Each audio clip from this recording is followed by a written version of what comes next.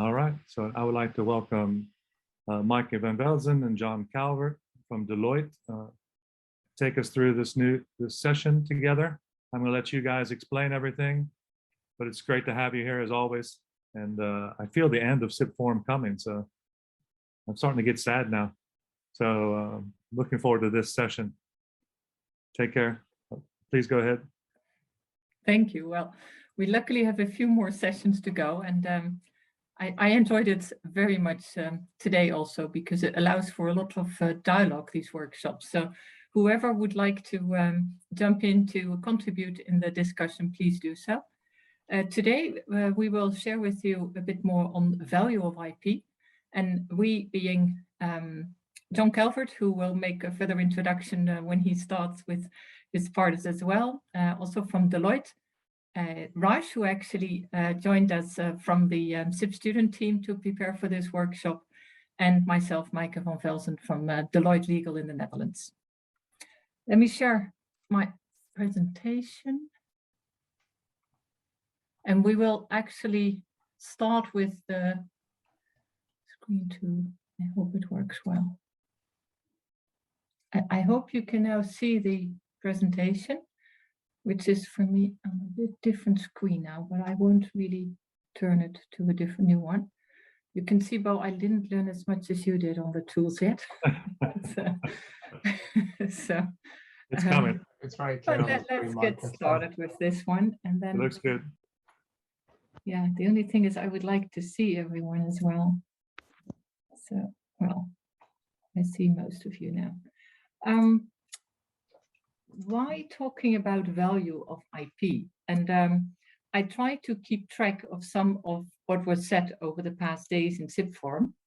And these were some of the statements that were made actually in SIP Forum the past days by all the people on the panels and people who asked questions. And as you can see highlighted here, value and value creation came back many times. And this is not only an exhaustive list, this is just a few examples.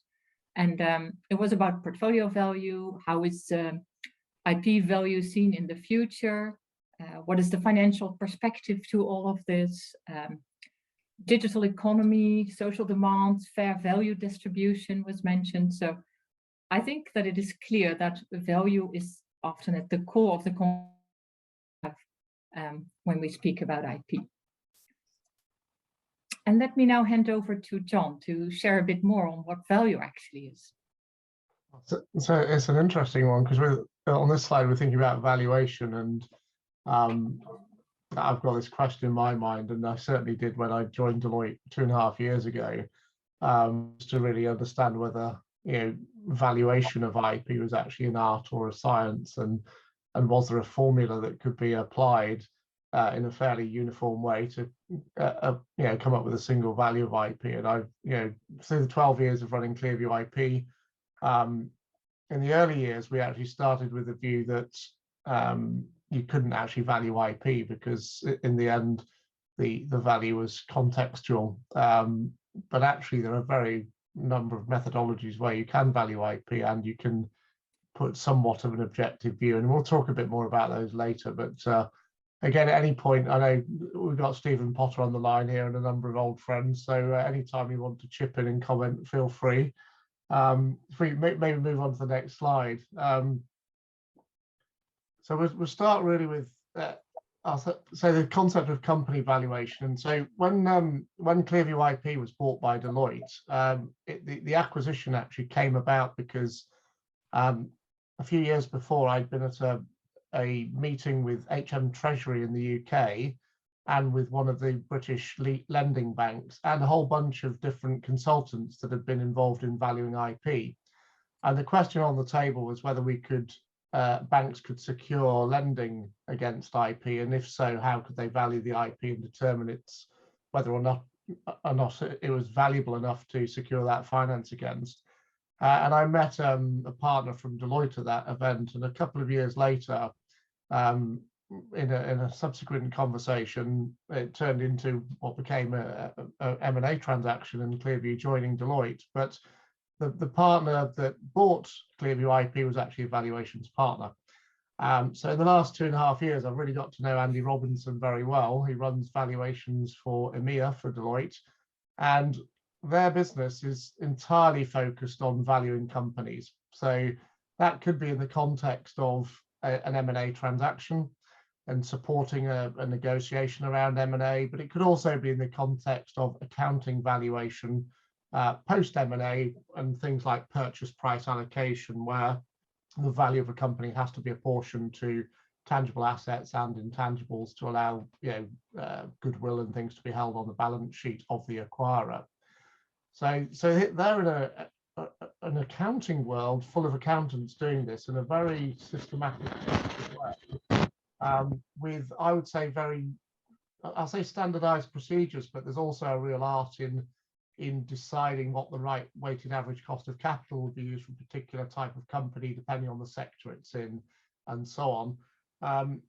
But also company valuation can be determined by buyers and sellers, and that can be completely independent and different from a financial accounting valuation, because in the end, it's determined by the willingness of investors to consider buying a company. So lots of factors, but from an IP perspective, what we see in these deals is the sort of difference between let's say a DCF valuation of a company working out its net present value and its actual purchase price being this thing called goodwill, and buried in goodwill somewhere are intangible assets and IP. And in fairness to the accountants, that's probably as far as they've ever got in all of those accounting procedures of age. So they've never really got into the in-depth detail of, well, what is the IP and what is its actual value in that context. Moving on. So the idea of this workshop really is we've got, and many of you on the call will know this, but there are some different methodologies for valuing IP. I'll talk about them at a sort of high level, and there are lots and lots of papers out there and lots of content on the internet that explains these different types of methodology for valuing IP. But I'll talk a little bit about some of those. And then later on, Maaike will lead us through different lenses for IP value determination. And there's this sort of difference here between value and valuation, but we really do think that there is a contextual element to value from IP. And we've got quite a lot of different, in fact, probably about 10 different perspectives to talk through. And as we do that, it would be good for people to contribute to those examples and those stakeholders that see value from different perspectives, for people to share, which ones of those have they seen and what have they experienced. So maybe we'll get to that. And then lastly, and this is if we have time for this, depending on how much the content we get through and how the debate goes, there's this real push across all industries for digital transformation, and it's been accelerated by the pandemic. But there's also new digital types of assets. So we all are familiar with data emerging, and Maaike was involved in one of the SIP forums discussing data earlier. But there are also now digital assets like NFTs that in their own right are valuable, incredibly valuable. And we've got some interesting slides later. And Maaike and I were pleased to have Raj on the call, because he's considerably younger and in a generation where he might be able to understand that digital assets can indeed have value in their own right, whereas I'm sat in an office with CDs behind me. So and think that you probably need something in your hand to know that it's got any true value. So that'll be an interesting discussion later. So that's what we're hoping to go through. And maybe this is sort of my last bit before we get into the perspectives. So in terms of these valuation methods, and we'll talk about the context later, but what we often find is they're a mixed bag, and you can select from them for different purposes and decide which valuation methodology suits your needs. So the market-based approach is looking at, we would call them market-based comparators, and looking at historical sale prices for similar assets, and if you can find the right references, they can be a good indicator as to value. And in the patent world, we've got our good friends at Richards and Oliver Law that publish data on patent transactions, and the IAM magazine also does. And those comparators actually are useful when price setting and discussing transactions with clients and setting expectations of what assets may transact in the market. But it's also the kind of approach that's often used in company transactions by M&A practitioners as well, because they are looking at what's the value of similar types of company in these ecosystems to drive price, not just on a financial basis. So market approach used quite extensively. The income approach is really looking at, and it's typically called the relief of royalty method, and that's looking at the sort of value of the IP if you were to license it, or rather the value you are relieved from paying as a royalty from not owning that IP, or from owning that IP rather. And that approach generally is to identify what those IP assets are, to determine a reasonable royalty rate, again through a comparator basis, to say, well, what royalty might those assets achieve, and then either to link that to a market projection and a share of that market that those assets could enable you to take advantage of, or sometimes in a company context to the management forecast of that business that's been provided. And that can then be used to create a discounted cash flow net present value of that income. In some cases, that might be discounted for risk. So we regularly get involved in looking at what licensing income a patent portfolio might generate. And when our clients own those assets, they get very excited that they're worth hundreds of millions. But of course, you have to then get that money from people by either assertive licensing, litigation, or whatever else. And therefore, you can build into the models discounts for risk and probabilities of certain outcomes in using decision trees. And that then comes back to a net present value that can be much more realistic and might actually be the price you sell those assets for. So those things in combination could be interesting. That relief of royalty approach is also used for transfer pricing and tax, and we'll talk about that a bit later. And then cost is really, it's the lowest common denominator. It's the easiest thing to say, well, I created this IP, I now can work out from my accounts what I spent on it, which could be prosecution costs if it's patents, and patent attorney time costs. Could also include a proportion of R&D contribution as well that went into that. And typically that will be uplifted as well by 30 to 40% to arrive at a more fully burdened cost. And indeed, some businesses do look at their IP only from a cost perspective. But indeed, the other methodologies tend to have a lot more value in practice. Any comments or questions so far? Oh, I think everyone on the call knows this stuff. I know Richard and others do. So, okay. Okay, let us then move to this one, the valuation perspectives. And this is not an exhaustive list. There's many more perspectives you could take to valuation and looking at value. We have identified 9 here, and we will talk about most of these boxes going forward. And the question from a more academic point of view, maybe to put on the table, is actually, should these valuations all amount to the same value in total, or end up in the same order of magnitude? Because having been in situations where there had to be taken a value perspective from each of those players actually, or each of those roles, I've seen valuations end up in a very different order of magnitude. And then we're speaking about the same asset. So you could still say it's all in the eyes of the beholder, it's contextual, the value. On the other hand, in certain kind of application areas of valuation, like in tax, it is considered to be a more absolute value. So for everybody to think about and maybe come back to before we close the workshop in an hour or so, should it all be kind of ending up with one common value, one order of magnitude in value, or is it not an issue if each of those end up with a very different perspective on value?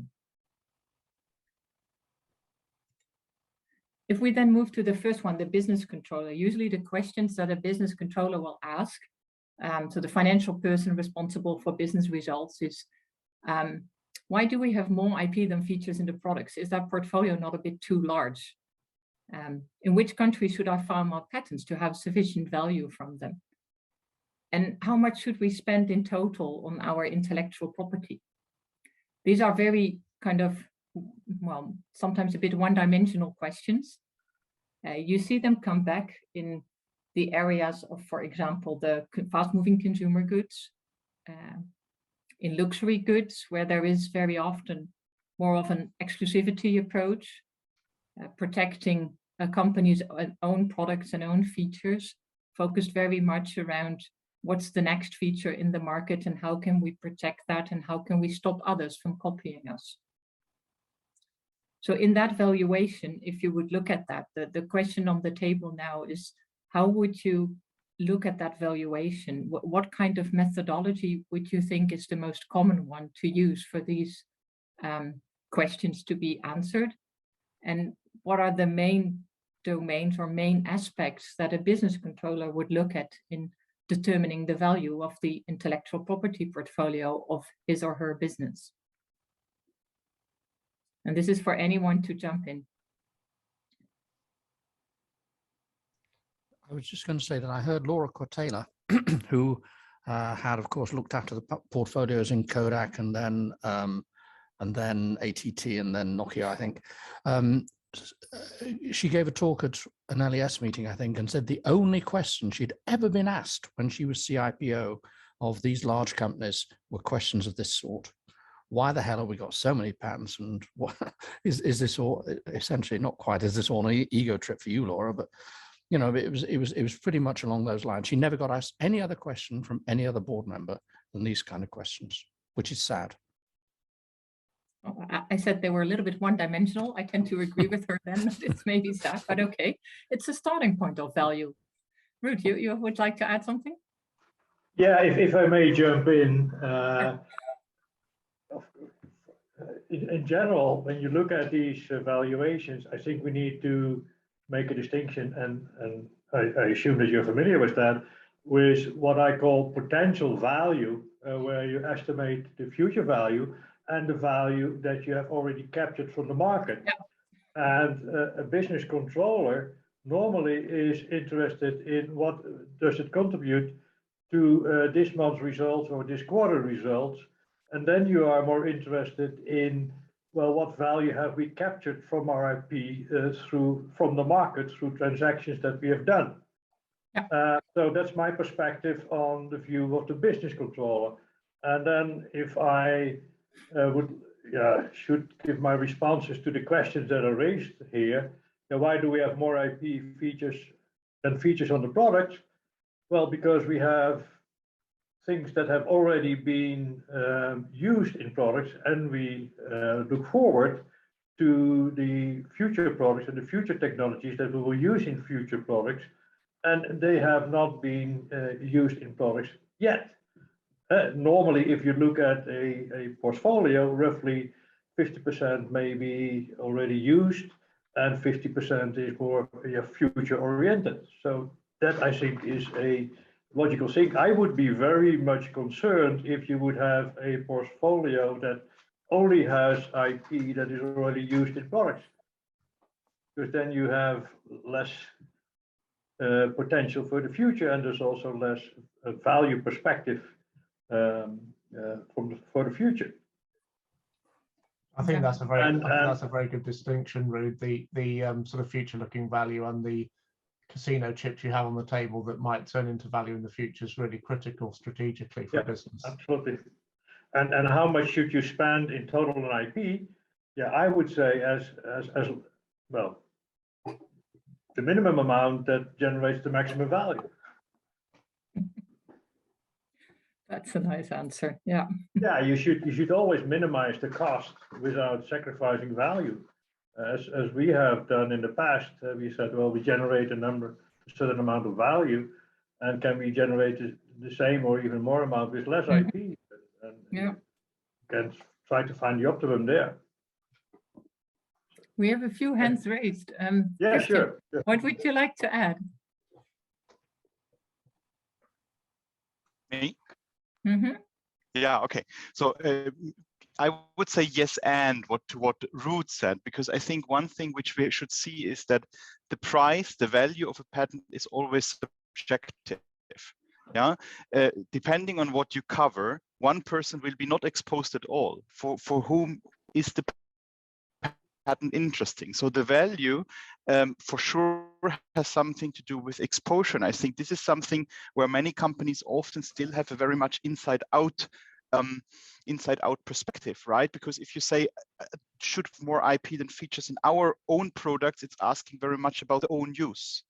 And I think that is something which is in here, which I believe you will go to for sure.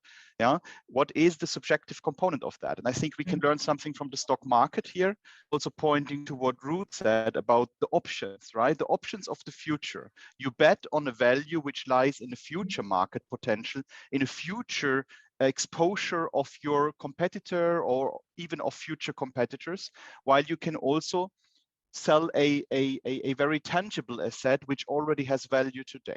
That's what I would like to add. I stay a bit in the philosophical corner here. I must. Very good. That's perfectly allowed on a Saturday afternoon. And Knut, did you have something else to add there? Yeah, just mentioning that the value of a patent, for instance, can lie in the possibility to deny competitors to use the technology. Let's say if you have a investment-intensive manufacturing plant and your competitor is about to build a new plant, and if you then have a patent stopping them from using a certain technology that you yourself not use, because your plant is too old, but you also stop the competitor from using that technology. That could be very, very useful, very valuable for the patent owner. And that aspect, I haven't heard that in your presentation here, but that's in my view quite sometimes it can be very valuable, not always, of course. Yeah, and actually just to comment on that, Knut, we've done a few valuation projects for clients recently where, let's say, there are certain types of patents, and you can imagine in a pharmaceutical world where you've got a single patent mapping to a single molecule, then you can build a valuation model and determine based on the market, and it's clearly blocking anyone else from doing so, and you can work out very accurately actually its value. Whereas in other products where you've got hundreds or thousands of patents that are relevant, you're almost trying to determine which, and we find this in patent transactions as well, which of those assets are actually driving all the deal value. And it is depending on the purchaser, certain assets, because they enable a business outcome they're looking to, which might be to have a licensing advantage, it might be to reduce their royalty burden, it might be to block a competitor, then putting that valuation in their context certainly allows you to drive more price. Definitely. Well, thank you all for your contributions here. And I think you made very valuable contributions to broaden the perspective of the business controller and enhance the value, actually. We said, well, usually the business controller is there to protect market share and own profits. Although we, as IP people, tend to think that there is more to the world than that. And we looked at a few of the valuation methods that are often used. And Göran, would you like to add something there? Yes, I have a question, but I sent it to the wrong person, or I think I should have sent it to the speaker.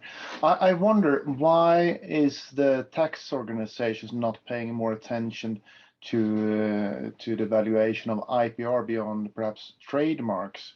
And I know they do that to some degree, for example, when it comes to large company transactions, but they don't really provide a standard model for this. So I see that John would like to tackle that one. Yeah, have we got a slide on tax in a minute? We have a slide, so we will come to that later. I mean, maybe we hop to that slide and I'll cover the question now, because I think it's It's There you it's go. a great question. Uh, We don't need to do these in any particular order, so we should follow No. the So, guide of our audience. where is our tax officer? Let me see We here. have a look. Yeah. Go ahead, John. Right The then. tax perspective. So, Göran, this is I'll say a really interesting one for me, because I'm an engineer by training and built up an IP consultancy, which then became part of Deloitte. Certainly not an accountant and not a lawyer either. And it got involved in IP from a valuation perspective, from banks lending money against IP, but also from doing deals, license deals and transactions around IP. So it was all about price setting.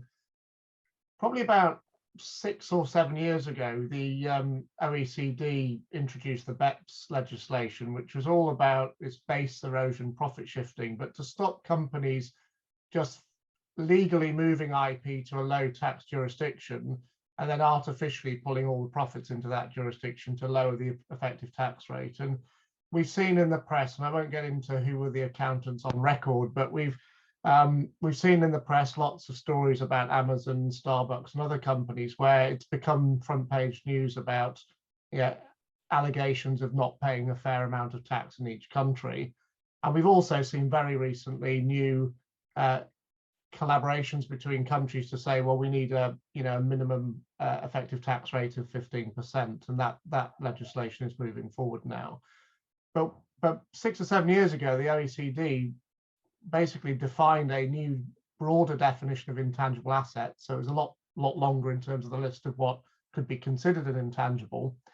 And they said that you really have a duty to report on those intangible assets with specificity, a key word here, and be able to link and explain how those intangible assets drive value, explain how they're managed and created, the DEMPI functions as they're called within a business, and then account for them properly. So in each country, a global corporate has to fill out a master file, which has some description of its IP and the let's say income and royalty flows that they're recognizing and then paying their corporation tax on in those respective countries. So at Clearview IP, probably about 5 or 6 years ago, we wrote a little article about it. We started to think about what those intangibles might be. And at the time, Clearview IP had really done a lot of work with patents. And this audience, we often talk about patents. But then we started to think, well, okay, so there's trade secrets, there's data, there's copyright, there's brand. And back to Göran's comment, the brand is something that the tax guys seem to know more about than anything. And then in joining Deloitte, in the last 2.5 years, I've actually spent more time working with our tax colleagues than probably anyone else. And I've actually had conversations with heads of tax and CFOs of global mining companies, big banks, FMCG companies, and the high-tech companies that we're all probably familiar with and maybe our backgrounds, but also automotive businesses. And it's been an absolute revelation, really, because what we've found is that there isn't a single company that we've met yet that can actually list their intangibles with specificity and actually say what they are.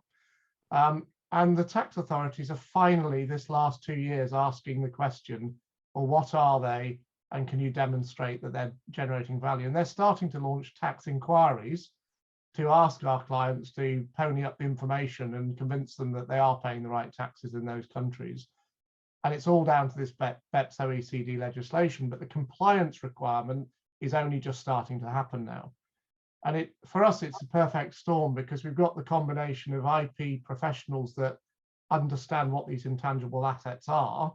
So we know how to interview and collect information to discover what they are and document them well, and align them to the businesses that are driving value. And then working with our tax and accounting colleagues, they can then, I'll say, do the numbers to marry it all up. And then actually the evidence is clear. Well, now we've got a compliant situation. Yeah. So yeah, with the tax question, I think has really only just started, and we've coined this sort of, we're calling it IP-led transfer pricing, but we're now really pushing that agenda because it's a great opportunity, obviously, for Deloitte to sell services, but actually it's a really big opportunity to help clients reduce their effective tax rate, but also manage those queries coming in from from the tax authorities. And the other Yeah, thing from that's that perspective, we see a lot of questions coming up from the authorities for underpinning of the valuation. So I think it's on the one hand helping them to manage their tax bill, but definitely also making sure that going forward you have the evidence already there on how you made the valuation. and on that valuation approach, the general consensus from most transfer pricing executives in large corporates and their advisors, so the companies like us that advise them, is that the relief of royalty method is the method that satisfies most tax authorities, as long as the right information can be provided to evidence the royalty rates used are appropriate, the financial information is there to back it up, and then it can be diligenced and well supported, and the tax authorities are comfortable with that. But there's a lot of work involved to do that when you've got an international global corporate that had maybe a transfer pricing policy that's 20 years old. So there is a lot of change needed. Long answer to your question, Goran, sorry. But thank you. I'm grateful for the response. And of course, we have anti-competition laws that might be having a good impact on this. Thank you very much.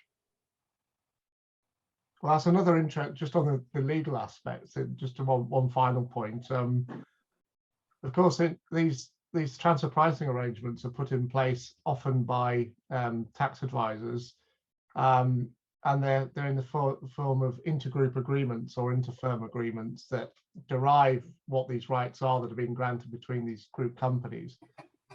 But sometimes they don't understand the legal dimension in terms of ability to enforce legal rights in different jurisdictions. And so the language used in those interfirm agreements have, in some examples that we've discovered recently, actually removed our clients' ability to enforce any of their IP rights anywhere on the planet.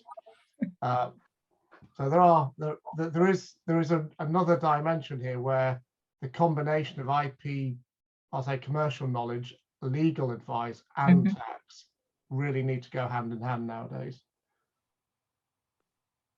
Sorry, Ru, do you have a question? Yeah, and just curious how you view the aspect, the value aspect of cross licenses, because tax authorities, that's at least my experience, are showing increased interest in value matters, as you discussed, and they also started to look into the value cross licenses, even if there is zero money being transferred, because they know there is value behind it. They want to know the value back and forth, and then that may have severe tax implications for companies that have many of those cross licenses. What is your view on that? I think my view is that I'd agree with you, Ruud, that those questions are being asked, so they are. Interestingly, because obviously Deloitte is an auditor and audits a number of firms, I think 24% of the bigger companies on the planet. Yeah. And our auditors are having to answer those questions as well as part of the audit process.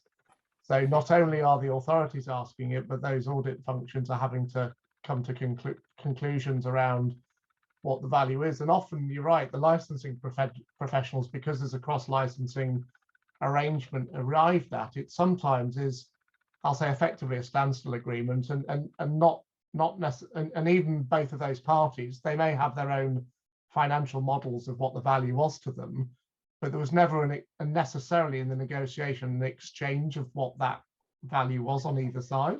It was just an agreement that was reached to help, to cross-license, and no money was paid, and sometimes money was paid, but often money wasn't exchanged, and there isn't actually an existing valuation model that either party can rely on for audit purposes or otherwise. No, but they may force you to do that valuation. They will. If there's no money exchange, they say, well, there should be money attached to it, and if the value in both directions is equal, then still it may have severe tax consequences for the one or the other party because of the different tax treatments in the various countries. Yeah, that's right. That's right. Yeah, and that's also in the end, you have to put all those overlays on that. Yep. Those, I'll say, they're not they're almost virtual economic cash flows because they're not real ones. But then, Yep. but then that's what the transfer pricing ones are as well, actually. Yep, I agree. They are virtual, but you also need to then see how is your governance in the company structure to see who benefits from the cross license in what way in which country. So I think it adds another layer of complexity there, that the value generation may be in different places. And that is, I think, a question that is starting to be put on the table, but is not really there yet, because the worlds also of cross licensing, IP and tax have not merged yet. The other But they thing, are merging. yeah, they're merging. But the other thing that, I mean, your example, Ruud, around let's say a patent cross license. The other examples that are causing heads of tax real consternation are actually things like data assets. So, you know, a company may have created a huge data lake. Imagine an insurance company or a bank where they've got an enormous data lake of customer-derived data or behavior, which they're actually leveraging across their entire platform on a global basis. Now, that data lake may sit in Ireland on a data center, but actually, you know, how is that sort of DEMPI function working in respect of that asset, and where's the value derived? And so, I mean, for us as IP practitioners, and now, you know, in a commercial and accounting and tax world, it's just the gift that will keep on giving. So, I mean, in fairness, it's a really interesting place to be. But there are many questions where we don't have the answers yet, because there are all these new digital assets. There are all these, the emphasis is shifting from almost tangible intangibles to really intangible intangibles, where it's actually hard to put a box around it, define what it is, and understand how it's actually been utilized in a business to drive value. So there's a lot of questions. I don't think we have all the answers yet. Definitely not, but I think conversations like this will help to bring us forward again. Let me now switch to another one, actually. Let me pick one that fits a bit with where we are in the conversation. Maybe, John, we can move to the CTO perspective, because that's so different from the others, actually, in a way. Yeah, happy to. I mean, I guess the CTO one's really interesting, isn't it? Because most CTOs are interested in technology roadmaps and product development and insourcing. You know, almost the make-buy discussion. Do we develop that technology ourselves? Do we? Who do we partner with? They get interested in the IP exchange around partnerships, for sure. So, what IP is a third party bringing to me? How do I integrate and use that in my roadmap? And they also get, I'll say, involved in things like open source dependencies and clearly care about freedom to operate. So many CTOs we see thinking about that and making sure that when they're innovating, they're able to take their products and solutions to market without being held to ransom as much as they can avoid it. But they probably care about IP from a measurement perspective, in terms of, am I leading? Am I ahead of? Am I creating newer, better innovations than others? And sometimes that is using patent data as a proxy for innovation. And you know, they're filing more patents per R&D dollar than some of our clients think of it that way, than their competitors. But now that they're thinking about other intangible assets like software and trade secrets, then they're also starting to think about those assets as being differentiators and so on. But very rarely have I seen a CTO conversation talking about monetary value of the IP. And only really the R&D spend or the cost to license in third-party IP that's, you know, like an ARM core or something to use on a silicon chip, then, you know, or a piece of software, then there's a real value because there's a cost associated with it.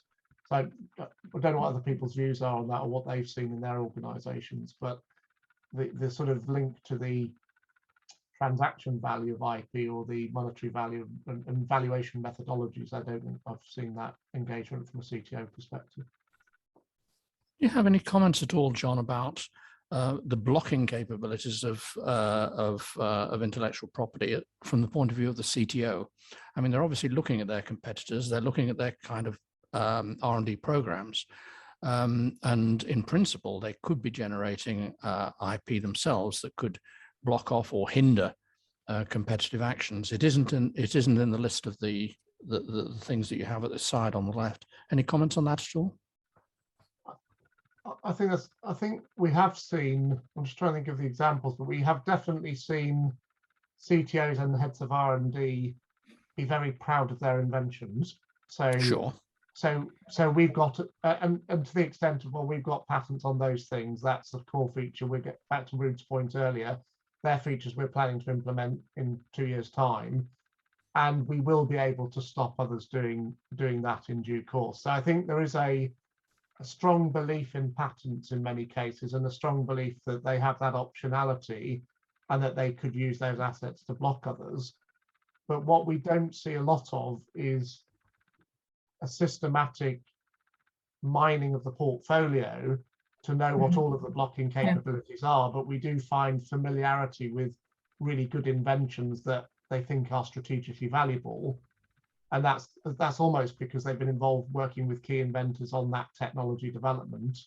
And they I was thinking of something slightly different. That is, positive campaigns from the CTO and the R&D community of company A to positively inhibit what they see their competitors are doing in areas X, Y, and Z.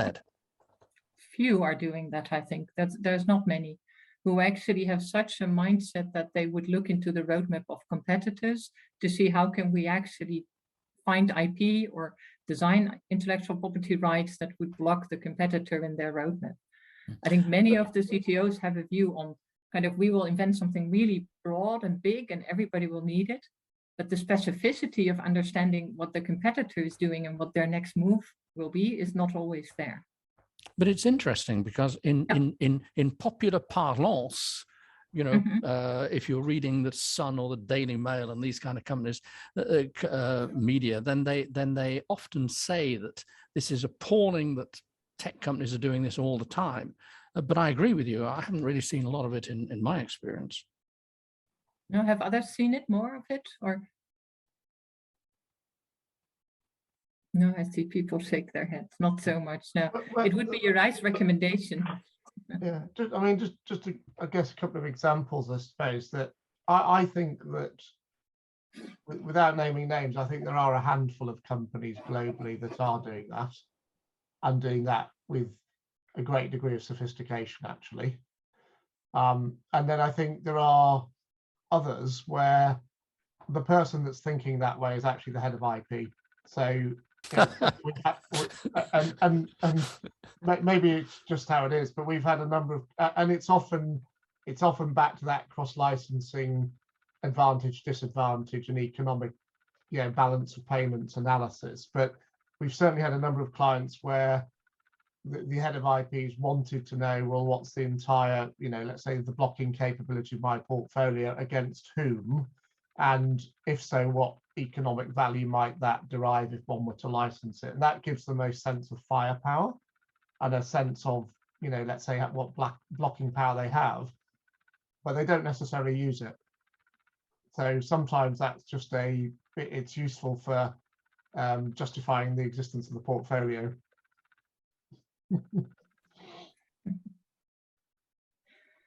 Okay, well, thank you, John. Let's, in the meantime, I've put up a bit on the screen how we had thought about the CTO who looks at opportunity value, really, that future value, often a very optimistic view on the value of the IP and of the invention and how it will play a role in the global economy, so all markets covered. So generally, you tend to end up with a valuation that is on the high end of the valuation spectrum, I think. Let me move on. Maaike, on that point, you could almost interject the word inventor for CTO. And one of the things we've seen a lot, and everyone in this virtual room will have seen it, that inventors that have invented a broad technology and have got the patent on it, that's now in use in a very large market, inevitably think it's worth $1 billion, and turning that into a real $1 billion is, well, I haven't figured out how to do it yet, but those valuations can be, if they're not anchored in with all the right risk discounts, they can actually give a very, very, very optimistic perspective true value. Ruud, you would like to comment? Yeah, on yeah. that? Maybe one additional comment to what has been said. You list here, can we protect this important innovation? And also on the right side, innovation. Whereas my experience is that CTOs often rely more on, can we protect this important technology? Because yeah, innovation and technology, there's a big difference between those two. You still have to do a lot of steps to bring a good technology and make it into a real good innovation. So they are more into how can we protect this technology than how can we protect the potential innovation that can be based on this technology. Tend to agree with you there. I think with the digital transformation in many companies, the innovation perspective wins a lot of territory with CTOs as well. Sure, I agree. Because there is a little bit of a reflection there and a change in point of view, starting more from the value perspective for the consumer and the innovation part. Yeah, Raj, I'd like to add something. Yeah, I just had this CTO perspective of how they're looking at IP right now. So this summer I was at an internship and the CTO wanted us to map certain assets in the company. It's a tech company which recently did an IPO.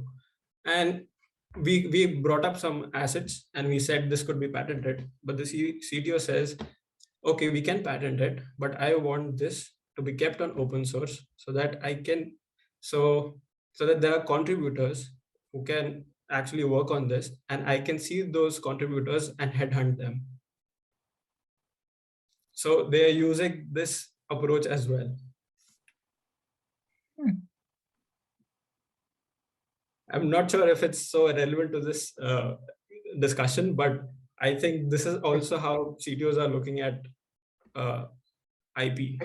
It's an innovative approach, Raj, actually. It's really quite creative. And one thing we definitely see a lot of is that tension between software developers that are leveraging open source and want to contribute to the open source community. And there's that strong community, I'll call it tribal behavior almost, versus the proprietary nature of what the company's possibly trying to achieve and wanting to keep to itself as a competitive advantage.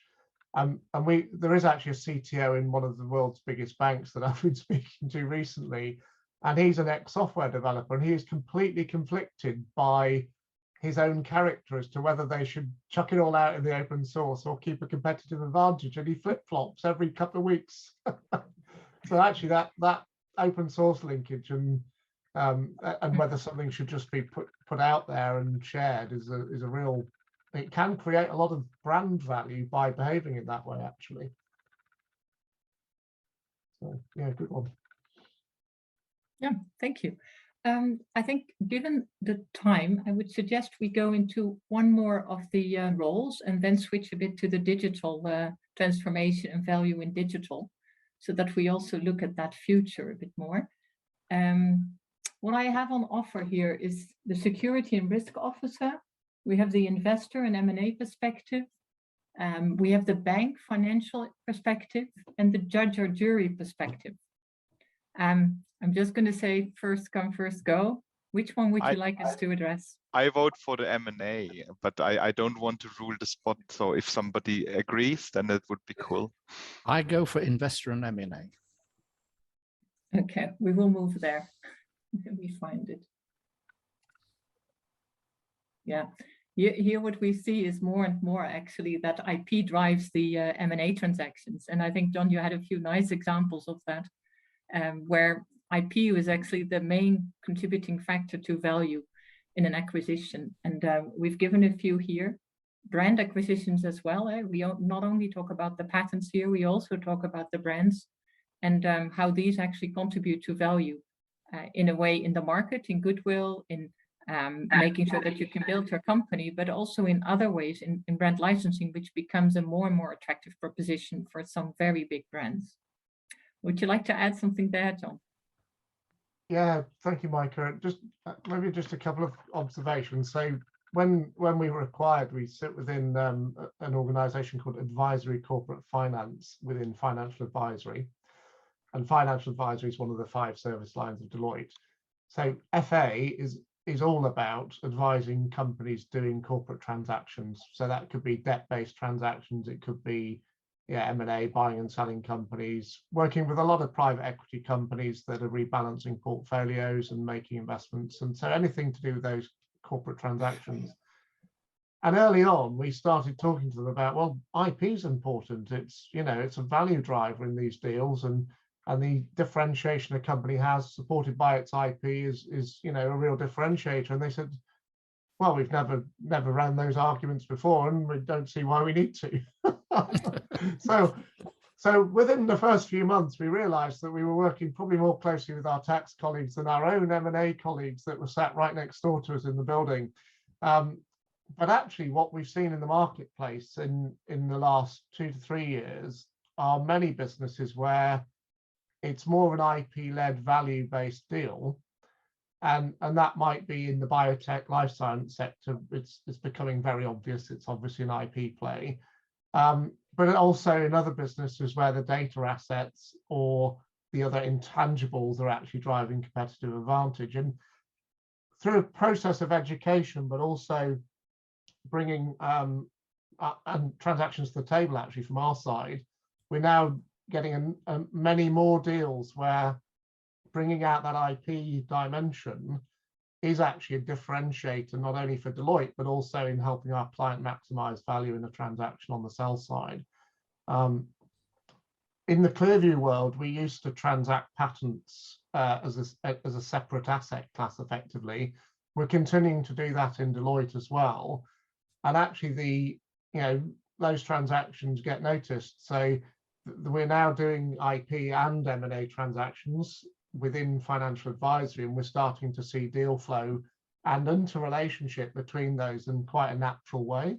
So yeah, really quite interesting that I think probably the M&A world it's either thinking about IP now more readily, but also because there's an IP capability within Deloitte, the M&A guys, where historically they'd be working with legal counsel externally on IP matters, and that was just the thing the lawyers did as part of a deal, they're now sort of saying, well, okay, well, what do you think about this, or what do you think about that? And we're getting much more involved in assessing the IP that's involved in a deal to understand whether it's really strategically good IP or not just who owns the legal title and the kind of things that would maybe default to, this share purchase agreement. Stephen, I think you got a question. Yeah, some years ago, I spent around $100 million worth of somebody else's money investing in patents. And, we were talking earlier about what the valuation of a patent or a patent portfolio is. And my experience there was really of great interest. I mean, in lots of ways, considering the scale of the things that we were doing, it did become a bit of a numbers game. So I was buying patent portfolios of which I was paying 25 or 30K a patent, okay? Yeah. The biggest unit deal I ever did, well, I bought 1 or 2 at $1 million. I bought 4 patents for $50 million. So there was a huge variety in terms of the things that I was buying. But then subsequently, the company then did a study of the value of the patents which had been bought. And of the 6 patents at the time when this exercise was done, of the 6 patents which had brought in the most value for the company in terms of subsequent licensing income, 3 of them had been patents which had been bought in as a job lot at 25K a shot. And 3 of them were patents which were bought in for some real money. So, it's extraordinarily difficult is the only thing I can say. I don't know if, for what it's worth, that's my little story. It's just very, very difficult to say where value is going to be lying in the IP market. I think that, for me, that's a really interesting observation, but it's also one I'm very familiar with. So for a number of years, we were acquiring patents for a client that was, I'll say, enjoying a lot of attention. And they needed to beef up their patent portfolio substantially and quite quickly. And we at the time were buying patents from a number of well-known patent owners that were, had such a number of patents they were willing to sell surplus patents. And when we got into valuation and ranking of, well, here's the list of the 50 we're interested in, which ones, the ones that the seller valued most highly were often the ones that on our analysis were invalid. And infringement arguments could be drawn, but probably weak ones, whereas the ones that we could indeed buy for 50k a pop were the ones that they didn't see the strategic value in, but they solved our client's problem particularly well, and they were strong patents. So there is that huge asymmetry in any, in particular with patents, that depending on who owns them and what they want to do with them, the value can dramatically increase literally just by changing ownership. And it doesn't mean that you paid the price to match the value. Exactly. I completely agree with that. Yeah. I did have one other question, John. I mean, at one time, dear old Jim Malakowski in Ocean Tomo had this 57 parameter way at which he was judging the values of patents and so on. Did anything happen as a result of that? Is anybody using it now in the accountancy world, saying, okay, here's an M&A transaction, here's a portfolio. When I judge the patents in this portfolio by this kind of method, then I come to a value of X tens of millions or whatever it might be. Is anybody doing that kind of stuff now? Or does it have any justification today? I think how best to answer that one.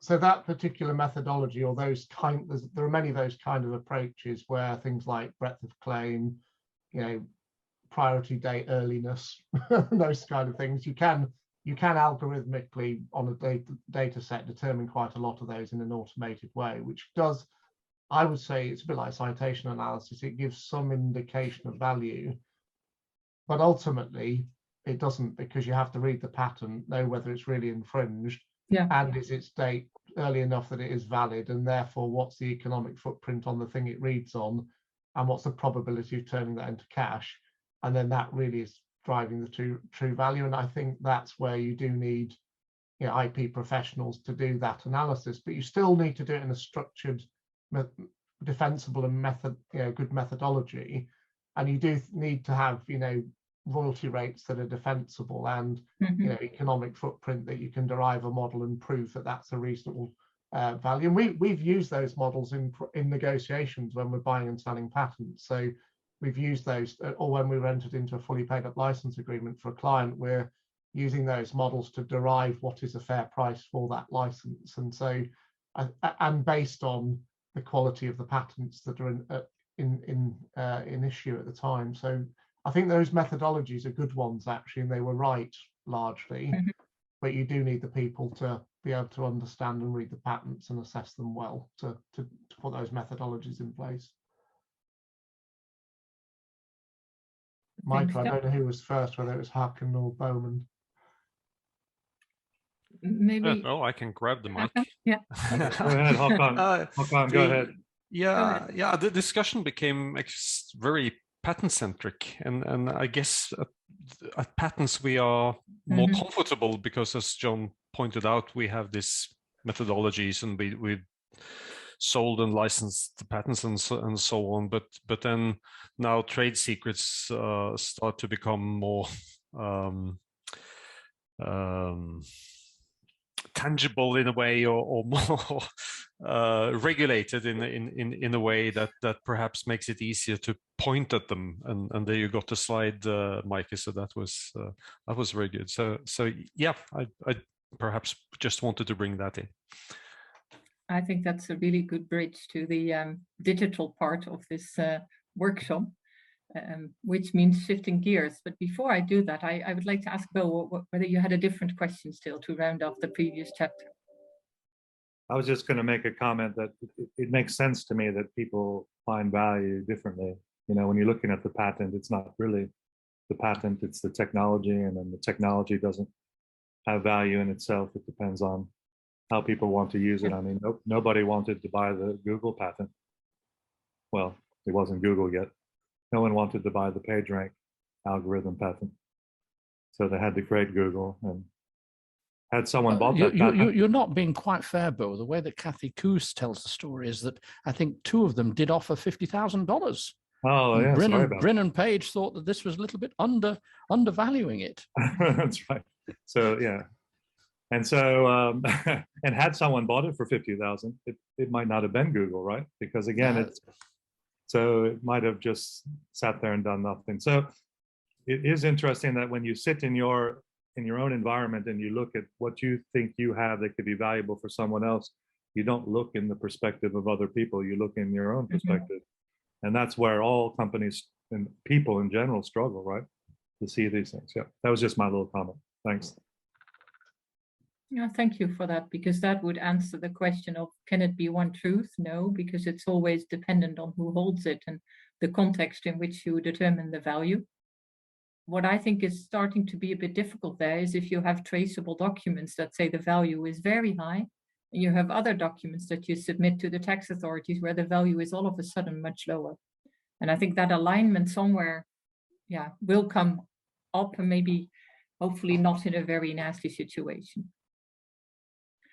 Let's shift gears to the digital world. And since we mentioned trade secrets, thank you for that, Hakon. We indeed looked at what are the assets in the digital world. We ruled out data for the moment because that was addressed earlier today. But we actually looked at trade secrets, but also software. And we looked at the new kid on the block, the NFTs. So I hope you can bear with me for like 10 more minutes so that we can give you that sneak preview into the future as well. Trade secret valuation is really about potential value and realized value. Because what I've seen happening very often is inventors saying, I have this huge trade secret now. And then we would ask, is it in use or not? How has it been developed? How do you keep it secret? And a lot of those questions could not be really answered, or there was no usage at all yet. So it's usually about potentially relevant trade secrets in the future, which you would like to keep secret for a while, and the ones that are really embodied in products already out there in the market and give you a lot of competitive advantage, or they're used in your processes. And identifying those trade secrets is a very difficult thing to do in your company. Before you add value to them, you really need to understand which are my trade secrets and how do you identify them? Who do you need to contact in your company? It's much broader than the inventors and the research community. It goes far beyond that, actually, in roles and actors in the company who hold trade secrets. It goes from technical information to non-technical information as well. And when you then look at the valuation parameters, usually when people try to value trade secrets, they look at how well is the secret protected. So what is the risk around it that it will leak? Who are the key people who have the knowledge? Are they going to stay in the company or not? What's the reverse engineering risk that you see for the trade secret to become known? What is the lifetime of this competitive advantage? Some have a lifetime much longer than patents, so that's an attractive thing. But how do you know that when you need to make that decision, whether this is going to give you competitive advantage for much longer than the 20 years that patents will offer you? And what is the ease of transfer? What will happen also in case of an acquisition? What will happen to the trade secret if it ends up in a new environment? So those are all parameters taking into account what is the value of the trade secret. And because of all these kind of early standards that are developing and how you value them, we see a very broad range of valuations coming up. Some adhere relatively little value to trade secret because in the kind of whole valuation process, a lot of risks are taken into account, leading to an NPV value that is much lower maybe than what would be justified by what the impact is that the use of this trade secret makes in the market. I haven't seen it come up a lot in tax situations yet to value trade secrets, but know-how valuation in general is coming up as a question, definitely also in the context of acquisitions and post-merger definition of value. And I see a question coming up now. Stephen, or a comment? Well, I mean, because it is argued that because the US litigation system has been totally damaged in all sorts of ways, people are now arguing much more strongly for the use of company secrets instead of formal patenting. And Jim Pooley, who was the Deputy General of WIPO, of course, has become a little bit of an expert on that and has published several articles on it. I mean, what do the rest of the people involved here in the panel and discussion think about that?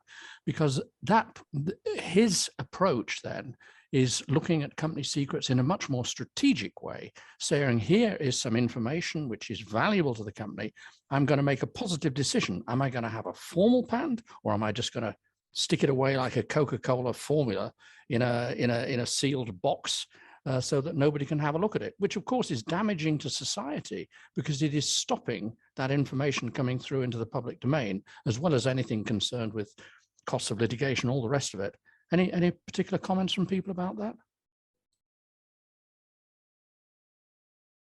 I'm happy to comment. I mean, I think I guess two aspects. One is that I agree with Jim that the legal frameworks in the US and actually in Europe around trade secrets have improved dramatically. And that's caused companies to think about trade secrets differently and to actually think about them as an IP asset and what might I do about it.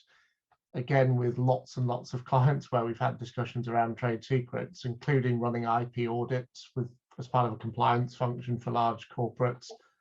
They don't have the trade secret behaviors, policies, procedures, compliance internally that would enable them always to, many of them don't have those procedures in place that would enable them to enjoy that legal protection and to leverage it to the fullest extent. So I think it's early days actually in that they haven't really identified, well, these are our 20 core high value trade secrets that we must lock in a box, control, etc. But the thought process, and these things take time, but the thought process is shifting to, all right, so what have we got? And actually I've interviewed a few executives in the last probably 3 months where I've actually said, oh, so you know, what have you got there? Have you got some really valuable trade secrets? Oh, absolutely, our business is full of them.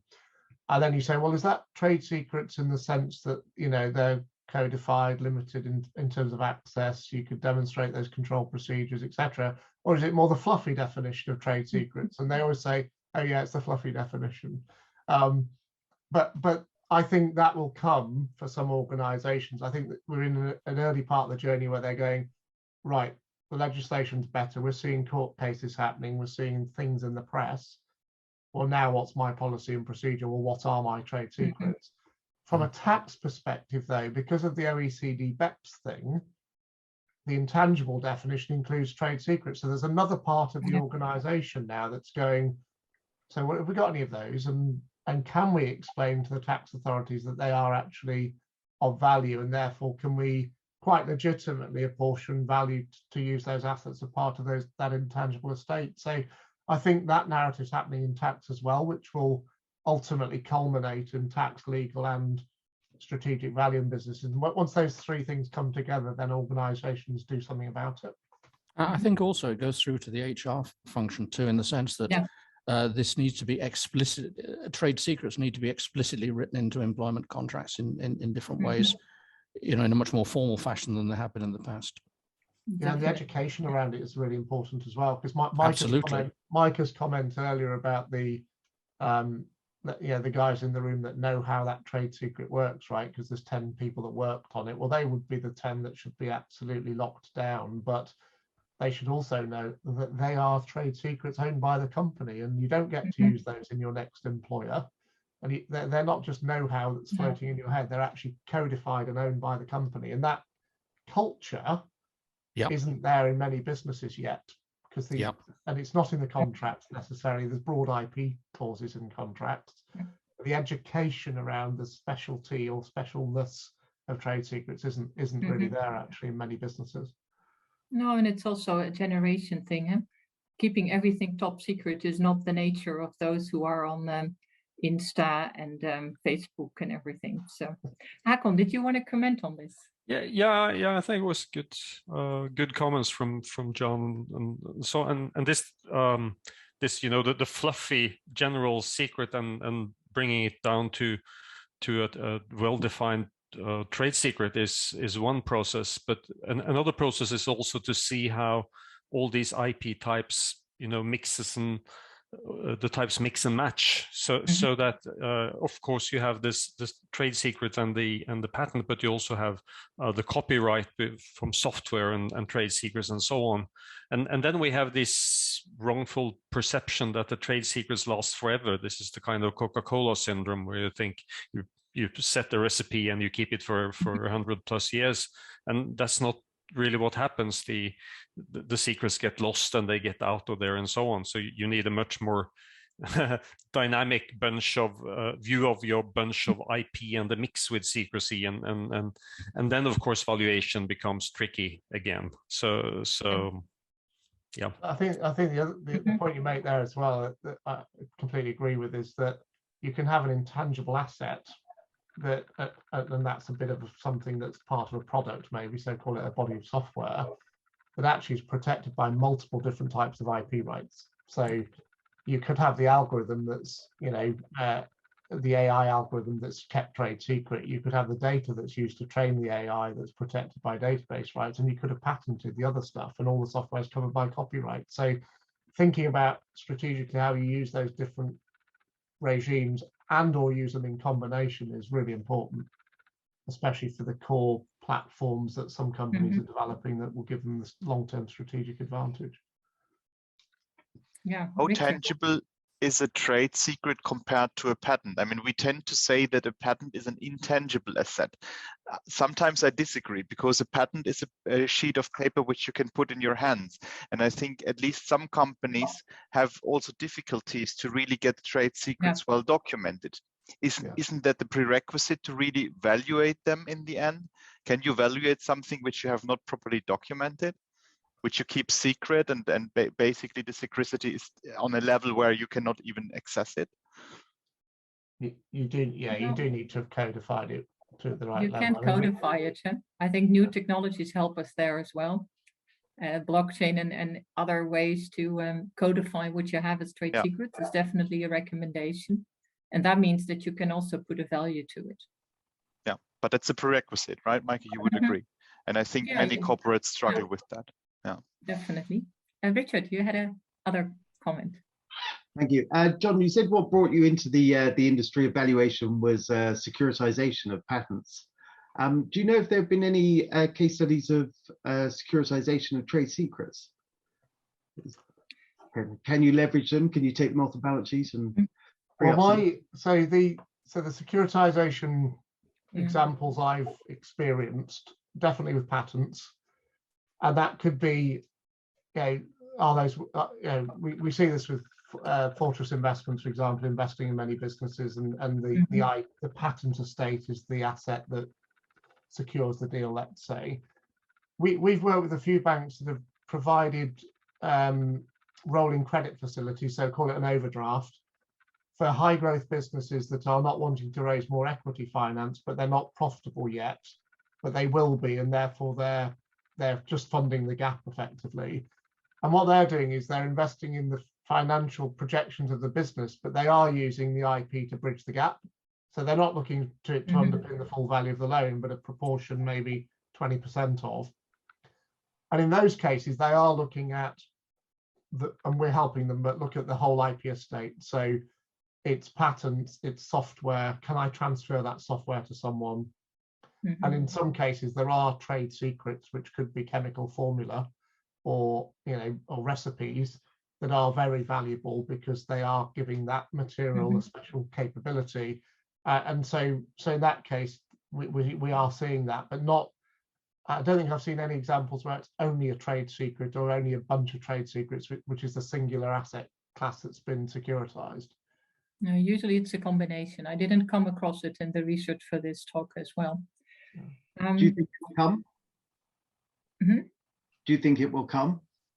I think it will come because, again, in the digital world, I think more and more people rely on different assets, different types of intangibles. And it's not only the patents or the trademarks that will then play the bigger role, but I think know-how, trade secrets, and a sneak preview on where real value is generated today, and you maybe know about that already, is in NFTs. And just to plant the thought in your mind before we close here, because I think this is a next level intangible asset class. NFTs are the non-refundable tokens. They are on Ethereum, on a blockchain, and there is marketplaces for them. And prices actually go up to millions, actually. And that is for the digital picture of those that you see here. And the interesting thing of NFTs, I think, is that you can put a value to it, and that actually the way it is codified in the blockchain, you can actually derive value from it for a very long time as original creator. So into the blockchain, you can build a mechanism that every time this picture is shared, you get a little bit of a royalty. And that royalty goes through until the 10th person that obtained it shares it again with another one and another one. So I think it's a very nice way to look at value and intangibles. And I believe, Raj, you had a few examples there. So maybe we can close with that future, because I believe we're at the end of the time frame. Yeah, this is a news kind of couple of weeks ago, where Niels Jules, one of Hollywood producers, has an idea of crowdsourcing a film, and the crowdsourcing is up to like 10 million or so, 10 million US dollars, and he has issued 10,000 NFTs to people, and he has also promised of distributing all the profits amongst those 10,000 people via NFTs.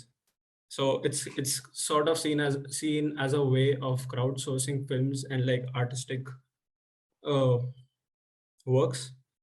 People like Banksy might make a lot of money out of this. So this is more like owning Picasso without actually owning it. Interesting indeed. And how on earth are the tax guys going to say how much do this? you should pay on that? I think this is next level intangibles in the metaverse. So I don't know how it will develop, but I just wanted to show it to you to show, hey, we're talking about value of patents in a way very tangible. I agree with Christian. We're talking about value of trademarks, and then people start to value these digital assets for such high prices, and there's marketplaces for them where we still struggle to get marketplaces for IP running in a good way, and this just happened. So I think the future is there on valuation, and we will continue to be surprised, and yeah, let's try to understand it and see how indeed others in other roles react to this. One of my sons is a fine artist, and he is not making this kind of money. So I'm going to be having a chat with him over Christmas about this, I think. Yeah, I would suggest you do. then be the first to buy. I expect that it will be in the same way as with patents and other IP forms, that only a small fraction of those will make real money. Oh, yeah. And the rest will be loss making. Yeah, there will be, I think, but there is, like for patents, it's difficult to predict which ones will make the money. I would not have predicted the ones here with the pipe to go for so much money, but they do. And there's a few others. Well, you'll receive the presentation and you can enjoy it. There's a very interesting project by Damien Hirsch as well going on, the project with the dots, and he will make people choose between a physical version of the art and the NFT version. Mm-hmm. And I think it's nice to develop some thinking around those intangibles as well. I think, thanks, Maaike, for that. I think this new world is quite interesting. You know, one of the terms they use nowadays is Web 3.0. And the idea is the Web 2.0 was basically that it's like a copy machine. It's, you know, everybody puts things out there and everyone copies it and uses it. That's the nature of it. But Web 3.0, using this type of crypto blockchain, is to try to propertize digital content, which is an intellectual property thinking in this way. So it will be interesting to see how that goes forward. It's a little bit like digital rights management 2.0, isn't it? Where all of a sudden you can turn everything in through this crypto into something that's propertized. So I think that this mechanism itself will become, which is like technical control, right? Mm-hmm. Will become a key control mechanism, just like IPRs. I think it has to be put in the toolbox now. So I'm glad you talked about it today. Very interesting. Yeah, I think it's indeed a part of the toolbox, and it can help us in other transactions as well. I mean, these are extreme examples, but I think it can help us maybe in our IP licenses as well, putting them into this blockchain and having this kind of ease of seeing the royalty happen and getting to the original owner. I think that is a great thing for certain types of IP as well. Industry, for example. How are you going to be using blockchains and put it together with sustainability when you're going to be using all of the energy related to blockchains or yeah, coming up with better, they have better versions now. Yeah, there are better versions there going on, but it's a very valid question, Stephen. And for example, I think Ethereum is better in sustainability than Bitcoin, and other coins are now coming up. The value of those that are more sustainable in their energy consumption is increasing. Yeah, no, and you can contribute by being there. So stimulate us. Whilst we're talking about protecting trade secrets, I mean, the whole cryptography system of the internet is going to be threatened by quantum computing. And we're only, 5 years away at most from all of the cryptography being broken for our internet banking and so on. And so things will have to move to new security models, and blockchain is one of them that will provide. So we're going to be forced there to Web 3.0, I suppose. So. That's what I feel as well. So I hope that you will enjoy when you receive this to look a bit at what's happening there as well. And I thank everyone for your very engaged contribution to this workshop on Saturday afternoon, and hand it back to Bo. Thanks a lot, Maaike and John and Raj. Thanks so much for that. I'm waiting for the case where somebody gets divorced because they're tired of one of the spouses playing games on the internet, and then they don't want anything, but they want to make sure that they want custody of the digital sword, right? So that'll be a big case. I want that digital sword. I think this is the same argumentation in this as well. So thank you so much for taking us through this journey. The sign of a great session is that we run over time and everyone still has comments and questions. So we have more to do, and we look forward to seeing you and listening to you next time. Have a nice holiday, everyone. Take care. See you soon. Thank you, everyone.